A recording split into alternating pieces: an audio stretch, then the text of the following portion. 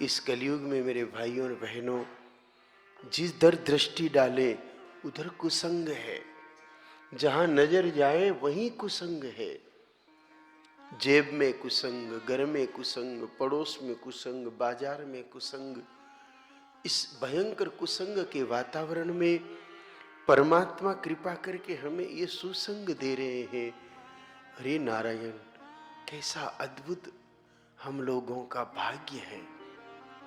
गौ माता जो श्री राम जी की भी माँ है, गौ माता जो श्री कृष्ण जी की माँ है, गौ माता जो भगवान महादेव की भी माँ है, गौ माता जो जगत पिता ब्रह्मा जी की भी माँ है।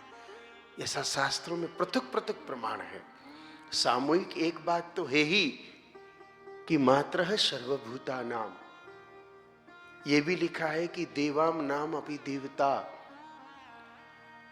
सर्वदेवमयी। लेकिन पृथक पृथक भी ये प्रमाण है कि गौ माता को सब देवताओं ने अपनी मां के रूप में स्वीकार किया है।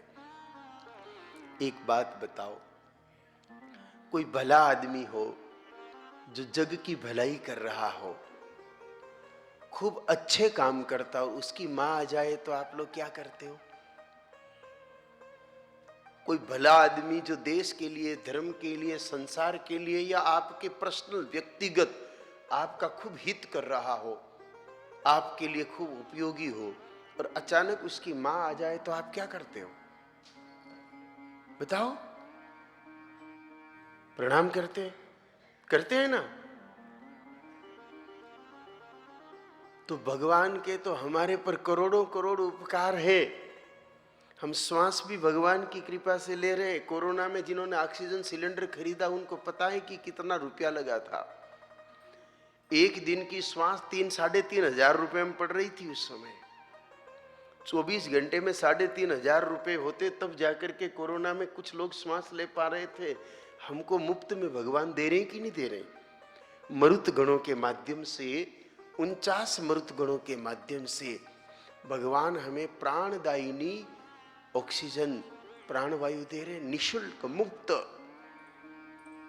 अच्छा, एक बोतल पानी खरीदने जाते हो, बाजार में कितना रुपया लगता है? शायद 20 लगता होगा। आजकल तो 20 रुपया लगता है। और सादा पानी लेने जाओ नहाने धोने का तो भी एक टैंकर का कितना लगता है?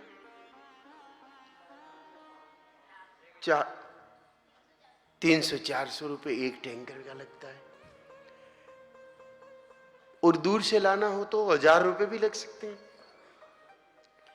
अरे नारायण, हिंद महासागर से, बंगाल की खाड़ी से पानी उड़ा उड़ा करके बादलों के टैंकर में भर भर के अपने घर पे, अपने खेत में ला करके भगवान डाल रहे हैं।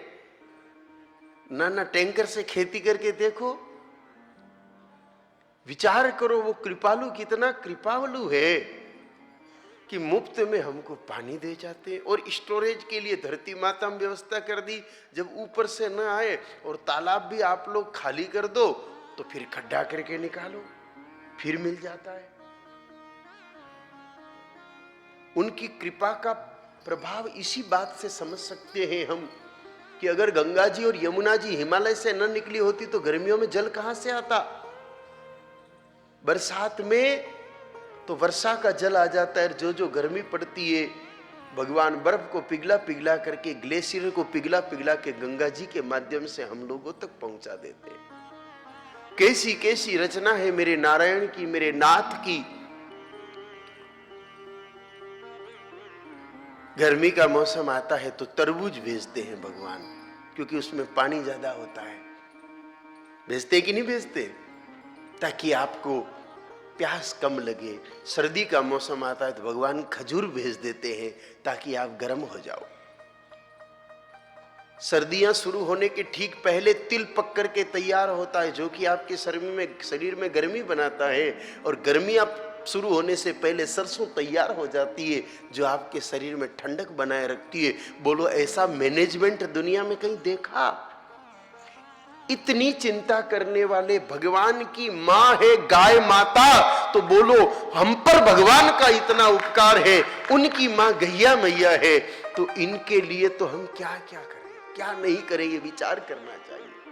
हमारा पल पल, हमारा क्षण क्षण गैया पर न्योछावर होना चाहिए, न्योछावर होना चाहिए।